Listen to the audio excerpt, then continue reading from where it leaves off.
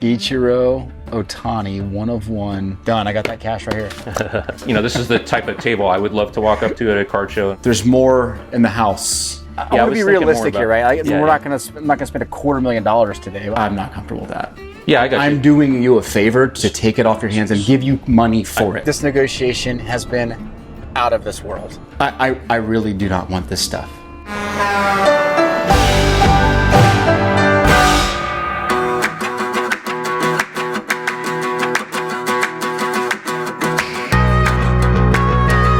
I just got a great cup of coffee from Cervantes Coffee Roasters in Washington, D.C. We're here in the nation's capital today because Eric called me a few months ago and he said, hey man, I know what you guys do. I'm moving out of the country and I need help liquidating everything. And I've seen what you do. You're gonna make my life easy. And then he sent me a few pictures. And I stopped what I was doing, took a deep breath, and I said, Eric, we're gonna come see you. You're gonna wanna see what Eric has today.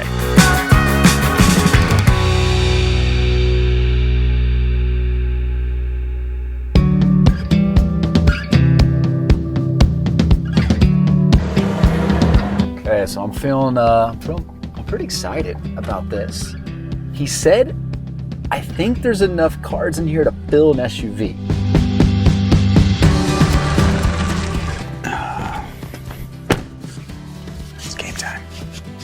I'm pretty excited about this, but real quick note, Eric is actually active military, so we can't show him too much on camera. We're gonna hear a lot of audio, side face stuff, but his son, I think, is here, who's okay with being on camera.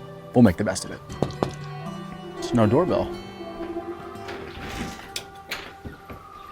Hey. Hi. You must be Eric's son. Yeah, I'm Caleb. Nice to meet you. Caleb, good to meet you too. Hey, Ty. Eric. Good to see you. Great to meet you. Great to meet you. I can already see you.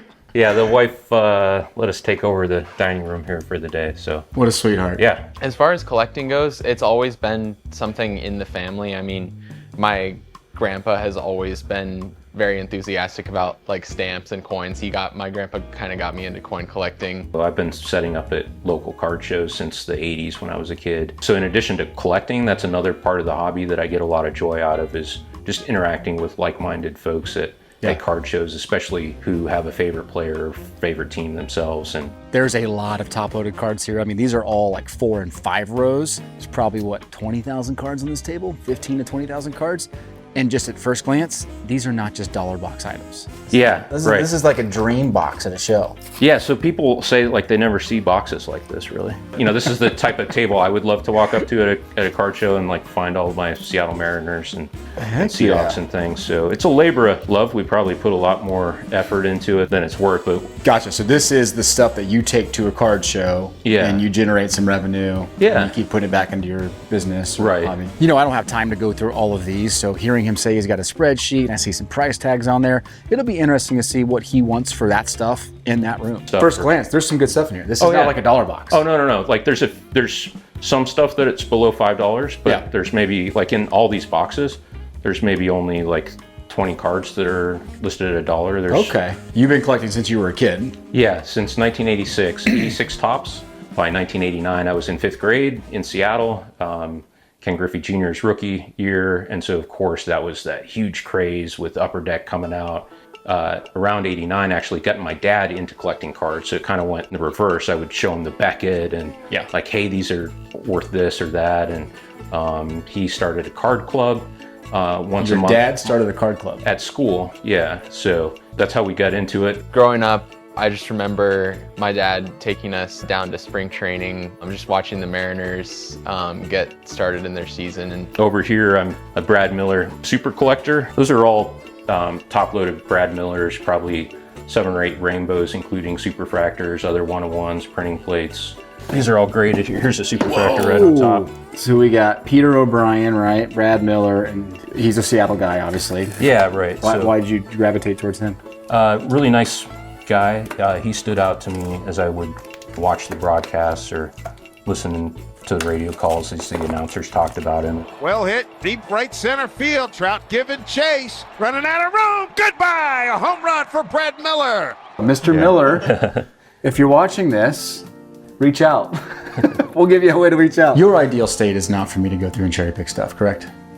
Yeah, the only reason why I am looking to sell a bunch of stuff right now is because of the bulk. Yep. Not because of a specific price or because, you know, it would be helpful to have a specific amount of money. It's more so just like, this is a great point to kind of like realize I'm not going to be a private citizen for still probably another few years, moving overseas. And so like, why have this stuff sit when it can get back out to collectors? Because again, as we've talked, like this is like, it doesn't make sense the amount of time that we put into this, but it's just, you know, it's fun to get stuff into the hands of collectors. There's more in the house. Yeah, right. Yeah, we can head up to my office if you want to take a look.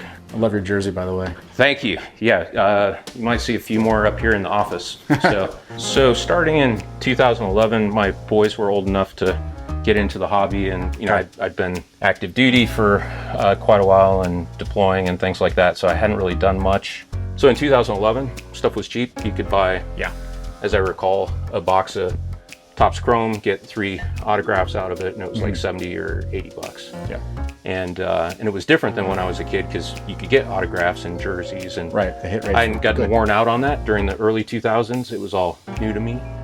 So 2011 ended up being a great year to get back in with that crazy rookie class. Oh, so this is where all this stuff is. So most of the stuff that you'll see around the room has something to do with Seattle. That's, you know, that's a 1-of-1. Ichiro you can grab that. Yep. Oh my gosh, that is numbered awesome. 1-of-1. The only thing that detracts from that card is I don't know why they put a Marlins patch. Oh my gosh, no kidding. On a 1-of-1, but still, love it. Yep. You know, I've got some DK Metcalfs that you might be able to walk home with now that he's moved on to greener pastures. So what about the rest of this room? Is this just, you said feeders into boxes down there, so some of that's probably that. And then your PC stuff? What are we looking at? It's a mix. I'd love to be more organized in a bigger space, but try and stay relatively well. You know, you always wish you had more time, but absolutely. So like these boxes are all full of stuff that my 14-year-old and I, Calvin, would go through and then price and, you know, do the little annotations and team bags. So same stuff. It's kind of like you're welcome to take a peek. Pull that out. So wowzers. you can see like stuff still sealed from Topps. And I mean, look how organized this is, though. You got is this all accurate? Like these are the players. This is Volpe here. This is there's Abrams. a little bit there, but and some of the stuff in the front is less organized. Gotcha. Okay. Yeah. So this is you going through boxes that you've opened. Yeah, it's a mixture. We move around a lot, so I've got some Army buddies that collect. I get guys that I meet at card shows, and you know, you just make that connection. Another one of these situations where there is a lot of good stuff here. Like, I'm excited to go through this, but I don't have hours and hours to do it. It'll be interesting to see what Eric's actually thinking about doing a transaction. So these are all slabs down here, huh? I mean, just boxes and boxes. Are these things that you take to card shows, or this stuff that... I don't really have room, and we only do, you know, like 2 to 4 card shows a year. Okay. So, you know, sometimes I'll just stick the box out on the table, but most of the time they sit. Like they sat for the year when I was in Baghdad, 23 to 24. We'd never know exactly when the military career is going to be done. Okay. And I didn't realize I'd have some of the opportunities that I've had over the last few years. So some of this was more in thought of, you know, hey, maybe I'm able to spend a little bit more time. Yeah, I just picked up that Elliott at a show recently in a trade. That's awesome. I'm always looking out for stuff like that. These tags on here, these are all your tags? Yeah, right. And so you price it as if you're going to a show? Yeah, it helps me. It might not make it to a show. Even if it doesn't make it to a show, it kind of helps me. Everything's got labels on it, it's got prices on it, it's got top loaders on it. This is organization to a T. So I grade all these of the big names because they only made 9 of that card. And people don't realize that. So if people are going through dollar boxes at card shows, like you can find something like that in a dollar box, there's only 9 of that cheater. And there's only now, you know, 1 mint 9 and there's no 10s. And there never will be because they're all off-center. You know, props to Eric. He identifies, you know, some of these cards where there's no print run numbers on the back. And as a collector who's been around a long time, like I see those things too, but seeing him identify it's really cool. They don't do a lot of that stuff now, maybe with the super short print stuff like Kabooms and Downtowns where you don't know the print runs. But it's a good reminder as a collector, go understand what Topps and Panini are doing because there's some hidden gems. Do you have a cool card room? Be sure to post a photo and tag us on social media.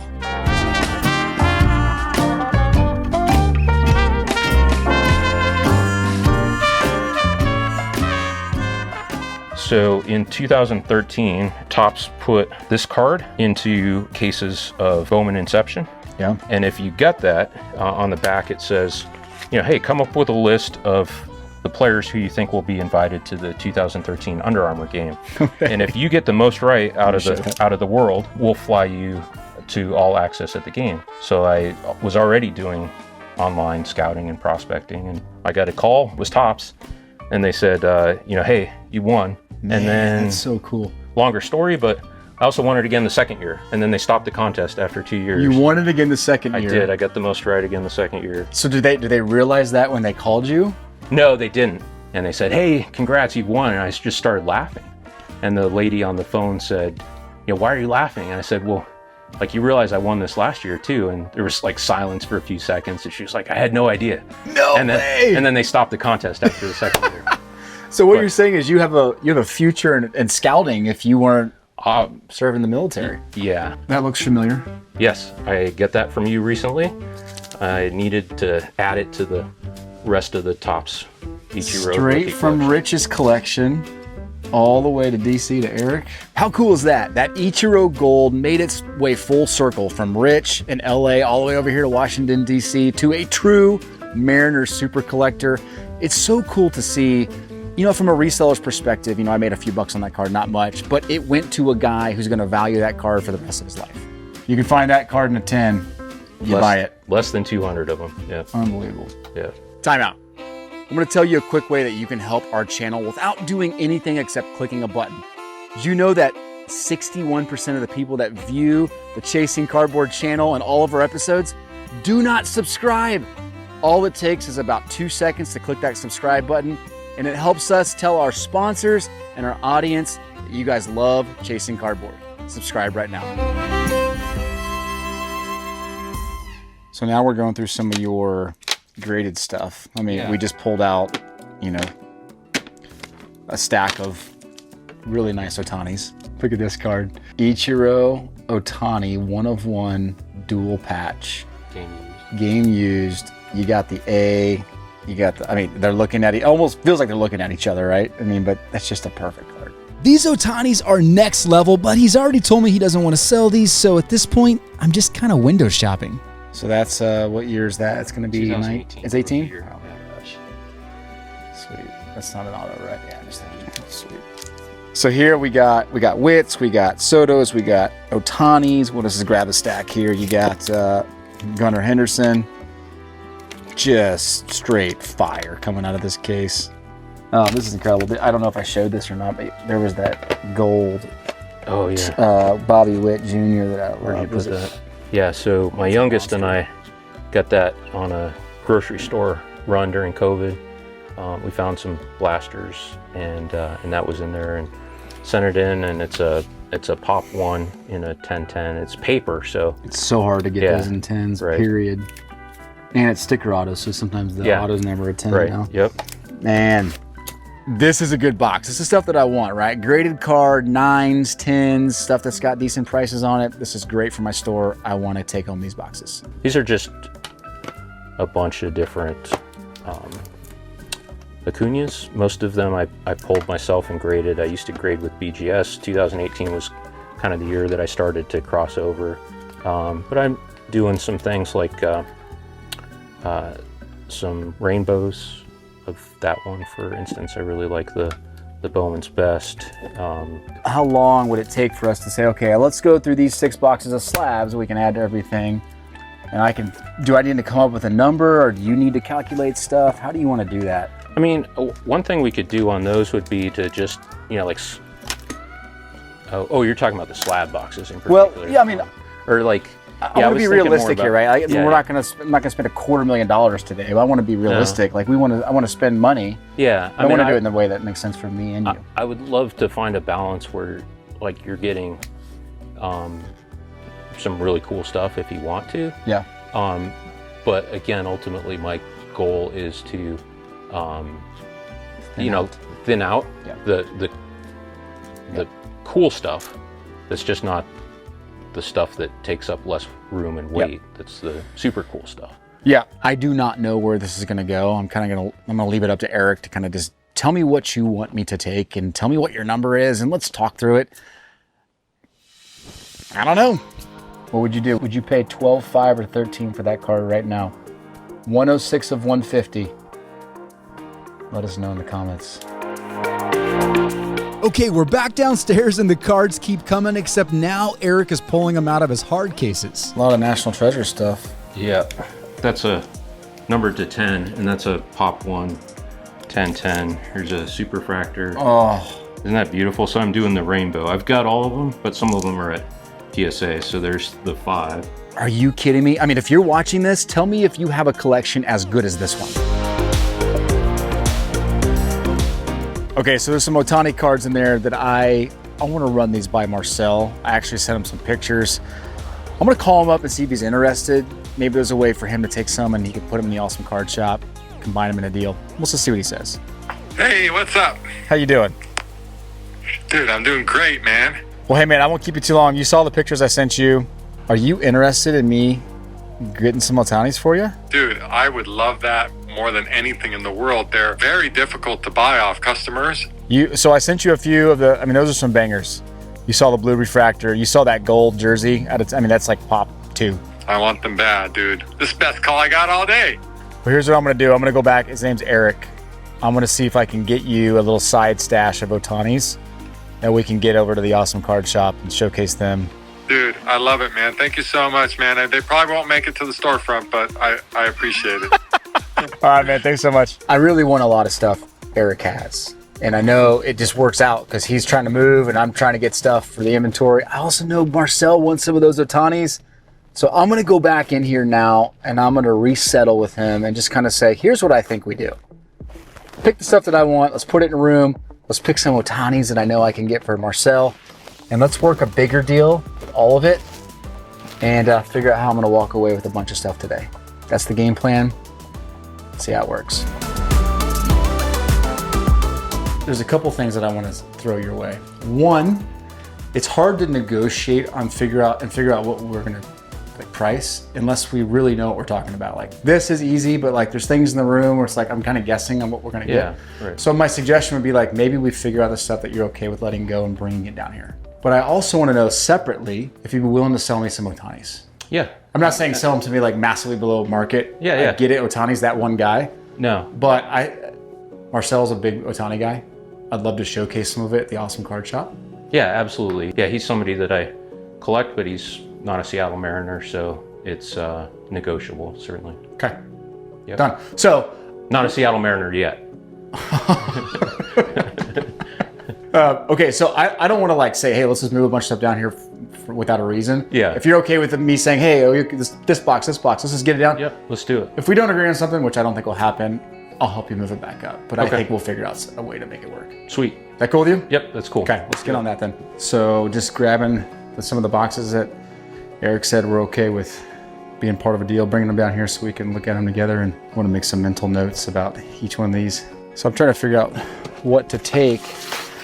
It's like there's so much of it, but also so much of it. I'm looking at it, it's like, oh my gosh. A couple of these I have to be careful because these are his Soto stuff that he didn't want to touch. I mean, there's like a second Ohtani box. And I'm like, oh, I want these Ohtanis so bad. I feel like once I move it, I'm not gonna move it again. Okay, so we brought down some stuff. We got the slabs over here. You got some of your, just your bulk stuff. Not bulk stuff, it's good stuff. Good-ish, making its way to your table. Exactly. We've started talking about the Ohtanis. I think a good way to do this, I think you agree, you made a couple stacks. You basically said, here's the stuff I'm not gonna sell. You put it back in here. These are 2 you're not gonna sell. Ohtani's very liquid in the market. Everybody wants Ohtani. So it's not like you get some stellar deal. You know that, I know that. Right. We understand that together. You're putting a stack together of the kind of the under $700 that we're gonna comp at a different percentage than stuff over $700. Sounds good. So I think we got, 10, 12 cards over here that a lot of people want. And so we want to pay the fair market price minus a few percentage points, whatever that is. But I think before we get too far, I think I need to understand what you want for something like this. Because if I'm paying cash, like, yes, some of these cards are $15 Right. or $100, but I don't look at it as much as like, this card is worth that. I look at it, I know how long these will sit. Yeah, right. So for me, it's like turnover. So I value it differently than you do. So like when you look at this right now, like if I'm saying I'm giving you the money for it, take everything on the table, what is the price for this? Something like 65. I don't know, would at least be my starting point. I don't know what your thoughts are.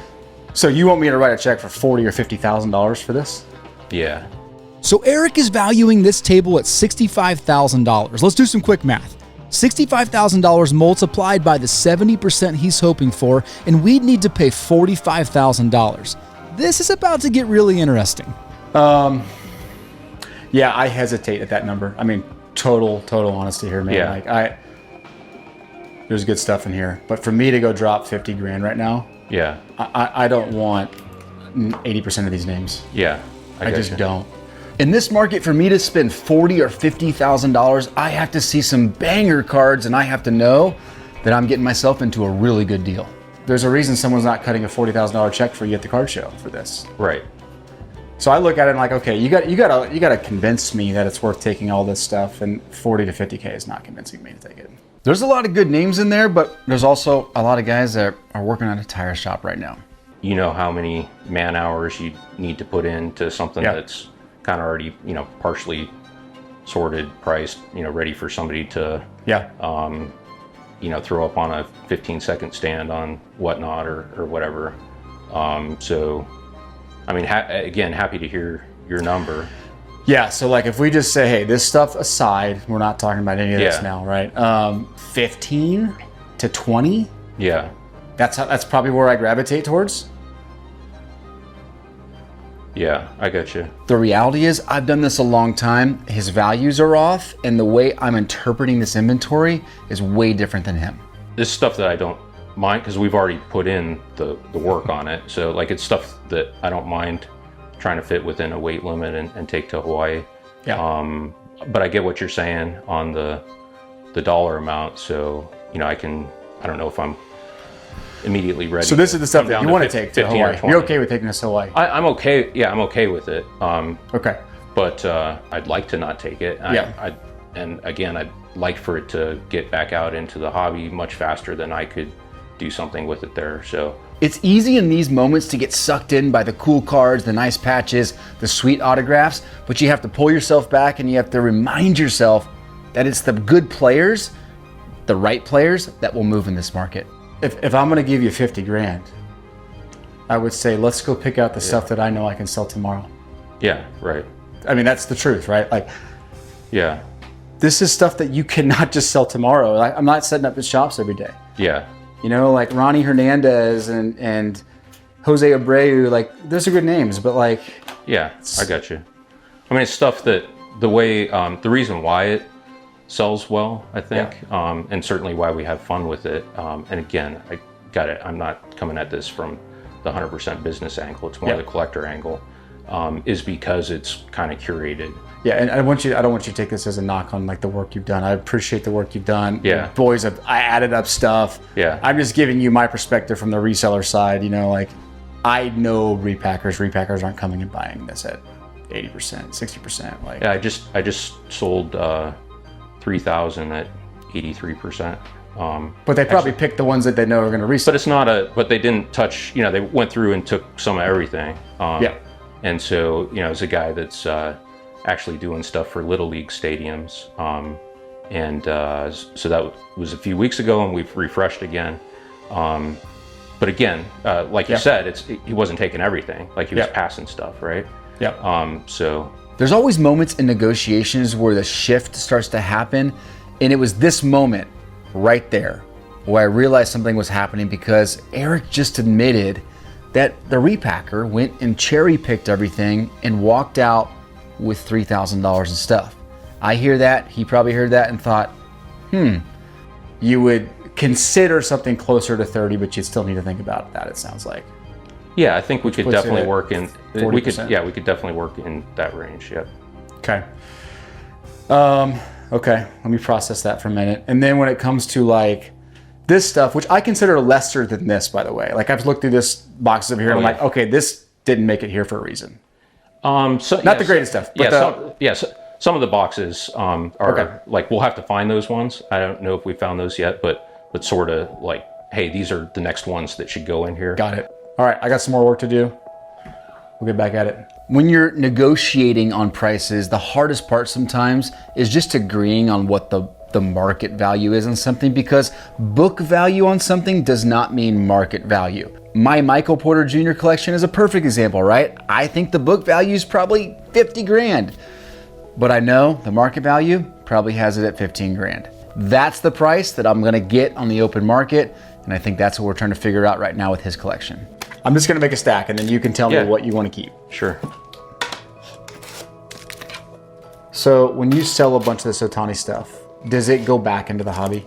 I mean, like for you, or does it go into something else for the family? It goes into the hobby. I'm looking through these cards one more time to see if I'm missing something and to see if I can increase my book value to get closer to his. So you do not want me cherry picking stuff. So that was going to be one of the options to say, hey, if it's really about just getting some cash flow and things like that, which it sounds like it's not. Then I'll just go through and I'll get the things that I know I can sell tomorrow, because that is what you're competing with right now. You're competing with the fact that I know what I'm going to buy tomorrow. Yep. Right. On the way back home. Yep. What I don't want to do is end up in a situation where, and again, I'm not making the Ohtani's contingent on anything, and certainly like, I want them to go to a good home. But what I'm worried about is that we end up at the end of the day and I've got 90 to 95% of the weight. Because like I've shown you all sorts of amazing stuff, like, but the stuff, some of the stuff, not tooting the collection's horn, but there's many better collections out there, but it kind of like some of the other stuff probably pales in comparison to like, oh, I could sell that tomorrow, I could sell that tomorrow, I could sell that tomorrow. Really, like we've been talking about all along, the goal is like, let's not put this stuff on a ship overseas. Mm-hmm. We always separate the transaction from a potential friendship. Regardless of what happens, I would always look to find ways to help Eric out in the future. I'm going to come up with a number for all this and all the stuff in the room. One best and final to take it all. Okay. If there's stuff that you don't want to sell, you need to tell me. Yeah. Because like, this is a lot of weight. This is like, but I'm thinking I'll have to get a U-Haul beyond this. That's kind of why I stopped. I'm thinking I'll have to get a U-Haul. I'll run a room. Which is, like we did have that conversation before you got here and you said, oh, I'm going to need a U-Haul. Because I don't want you to only take this stuff. Yeah. So I'm like less interested, because again, this stuff, it doesn't really help me. So I want to come up with something that helps you and helps me. So like if we're able to work up a deal where you're like, I'm just worried we're going to be too far apart. And I really think we're going to be too far apart. Yeah. What's kind of your like top end on just this? 15 was strong for me. Yeah. You're at 15 to 20. I know, but I'm going through it again. We're out there talking and he's like, dude, this is not you got to be really careful here. Yeah. I'm trying to put my best foot forward because like I said, I know some of these will move, but I know a lot of them will not move. They'll move for $1. And that's hundreds of hours of selling. Sure. There's but just in like Jordans and Ohtanis and Witt rookies and stuff, there's like an easy probably close to 5 figures. There's not 5 figures of that in there. For sure. Okay. Whenever there's a major price discrepancy, it's best to just grab the cards and go through them together. I mean, Eric thought maybe there was $10,000 plus in Witts and Ohtanis, but as we went through them, there wasn't any massive autos or short prints. That meant we need a lot of $5 to $15 cards to get to that $10,000 number. We quickly agreed that was probably too high of an estimate. So I guess I'm worried, like, okay, if we can't even agree on this, I don't want to waste your time. Well, that's why I'm saying, let's, we're kind of starting with the best and working down too, right? So we're going to agree on everything, and then I still have all the other stuff. So you want me to go get a U-Haul? I do. Yeah. I mean, we talked about you getting a U-Haul. Let's be honest. Like, you're like, I want to see that leave, and I want to just take a deep breath. part of the thing is like I absolutely know like how little people, as far as the volume and like good stuff being refreshed, like where people have dropped like 3,000, 4,500 last fall after a refresh. We've refreshed after the last time. Like I said, it was, a guy picking up stuff for like $50 repacks for kids. Yeah, looking for big names. So I'm not a repacker. No, I got you. I got you. I'm here. I came here into your house to make life super easy for you. I got you. I want something that works. So I'm just saying, like, what number are you not out on? Because I'd love for you to have these instead of a repacker. I would do 18 grand for everything here on this table. I want my stuff to go to you. I want this day to not be the only time we're working together. I want you to think of me when you have rare Seattle stuff. Yeah, so I'm factoring all that stuff in. I would already do that regardless of. No, I get you. I'm not saying it's like transactional, but you can have your own thoughts at the end of this too. But I feel a lot of kindred spiritedness, I guess. I appreciate that with you. So you want me to get a U-Haul? You want me to fill it up? Yeah. End of this end of the story. That's what you want me to do. Yeah. Right. Okay. Like I don't want to get a storage unit and have stuff sit for 3 years on the wrong side of the country. What do you think that number is going to be for everything? I've never thought of my collection in terms of value by chunks of it. So that's why I'm having a little bit of trouble just giving you a number, because I didn't know like exactly how much. Yeah. So how about we do this? How about we just assume that we're at 18 here. Yep. Let's just start adding up everything else that you need to take. Sure. Come up with a number and say, hey, here's X dollars. I'll get the U-Haul. Okay. That works. You cool with that? Yep. Yeah, because we're not going to, you're going to go through these boxes. And you're going to tell me what you're selling them for. Yeah. Yeah. Raise your hand if you love the production quality of chasing cardboard. Well, we are so blessed to have Matt Coleman filming and producing our beautiful episodes. Matt has spent the last 25 years in television and video production, working with some of the most recognizable brands in the world. He brings all of that experience into every episode that you watch. If you're a business owner, marketing manager, or someone who knows their company needs better video production, Matt is always looking to add new clients to his portfolio. This is your chance to work with one of the best in the industry. It's 8 o'clock. We went back and forth, and we are headed to go grab a U-Haul. Contingency plan. We get the U-Haul. They close in 30 minutes. We had to get it really fast. We're going to try to get everything. We've kind of in principle agreed to buy everything on the table for $18,000. We need to clarify something. Eric's throwing out a bunch of numbers, and he's talking about how there's, he's adding up everything. And there's $1 here, $2 there, $3 there, $50 there. And he said you might be watching this thinking, what are you doing offering $15,000? Book value, eBay value versus how long it takes to sell something are two different worlds, and you have to figure out how the math works. So I think it was probably more in line with 40 or 50. So I went in and said, I'll give you 15 for it. And you got to incentivize me to take everything because I know you want me to take more. It's a weird dynamic. This negotiation has been out of this world.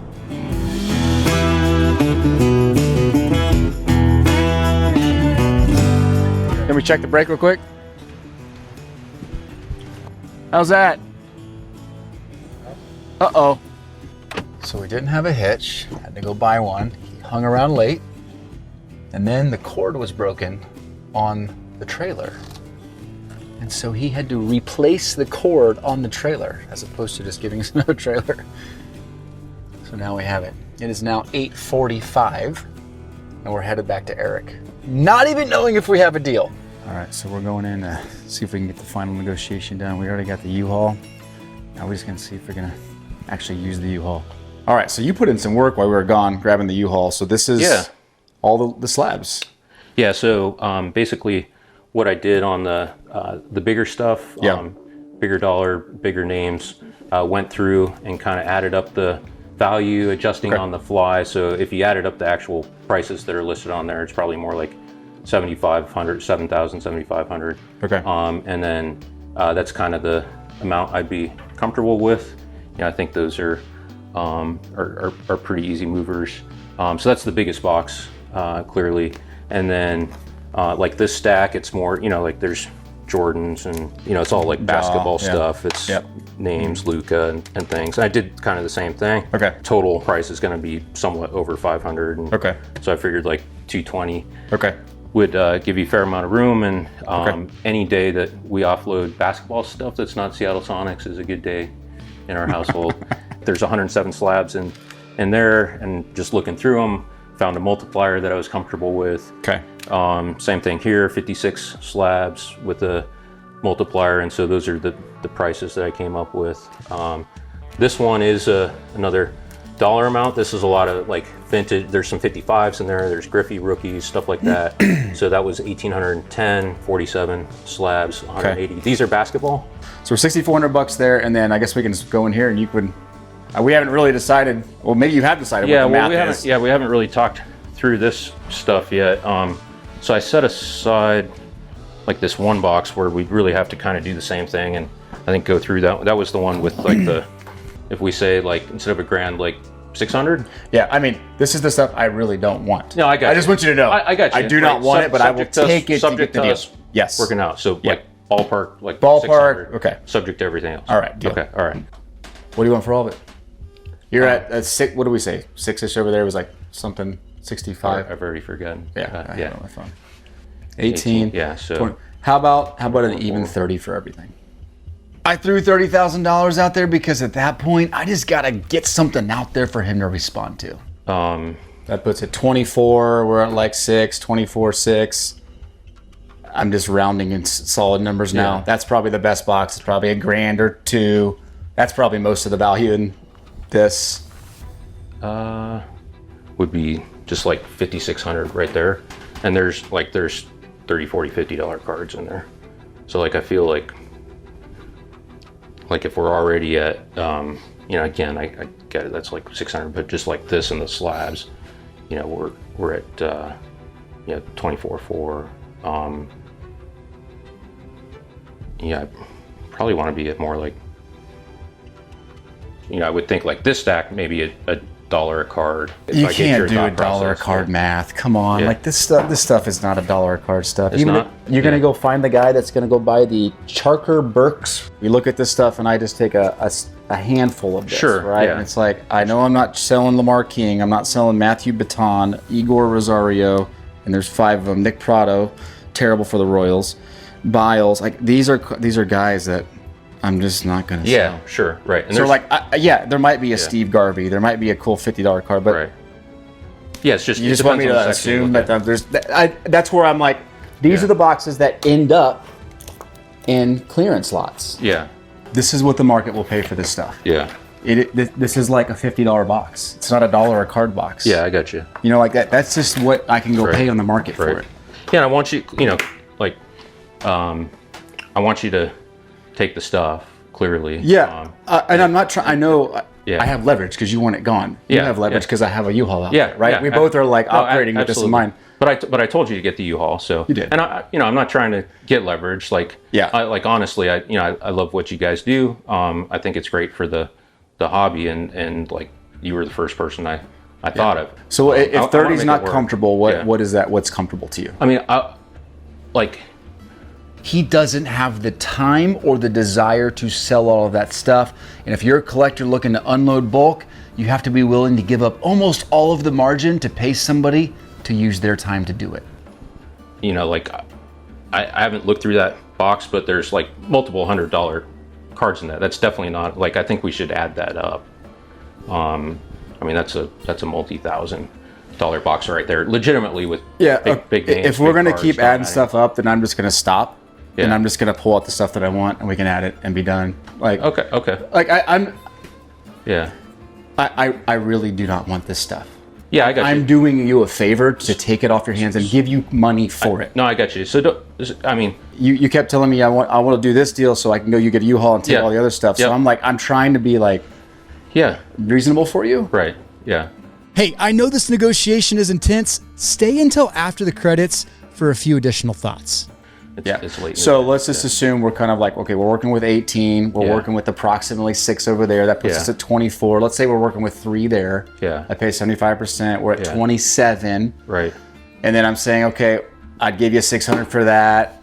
Okay, and then we're saying a couple more grand, $3,000-ish for this. This is where you're hung up. You think it's worth a lot more than that, is what I'm gathering. I'm saying, like if these were even just like put out as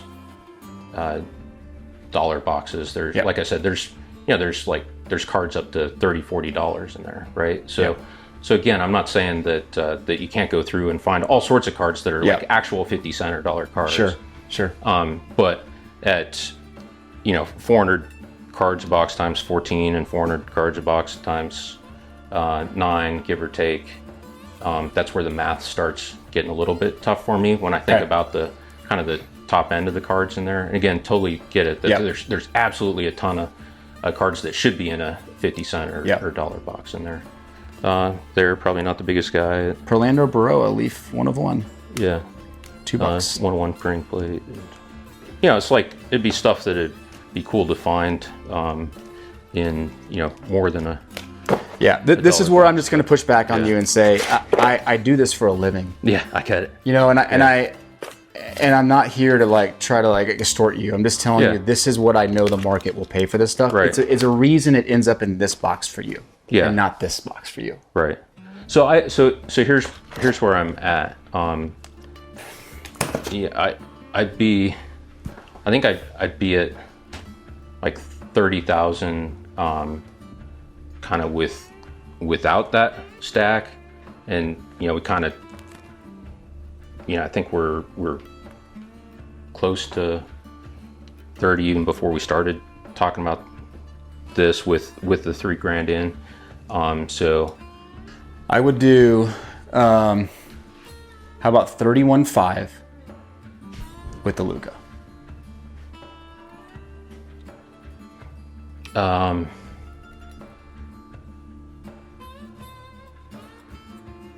Let's do 33 with the Luka.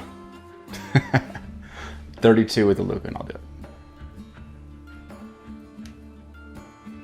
All right, let's do it. Deal. All right. Thanks, Ty. We somehow got there. Well, we did it. This is the first time in a while where we've started a deal, and a couple hours in, I thought there's no way we're getting to a number that works for both of us. But this is the advantage of just taking your time. We had dinner with his family. We got to know the situation better, and we just came to terms with a deal that made sense for both of us. So 34,000 was all said and done. I kept buying some more stuff. Loaded up a U-Haul, loaded up the trunk. Keep chasing.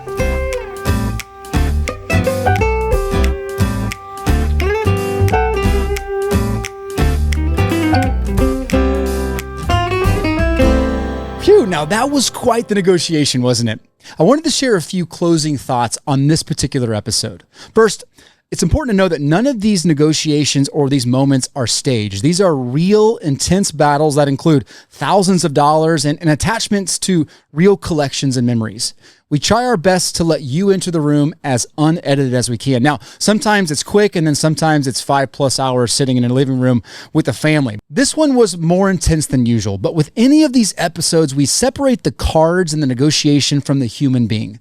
Eric and his family were spectacular to us, and he's dedicated his life to serving our country, and for that, we are extremely grateful. In addition, since we recorded this episode, Eric trusted us to take on about 30 more of his higher-end cards to move through our reselling channels. We appreciate Eric and his family. And also, thank you for letting us keep these as real as we possibly can. See you next time. Keep chasing.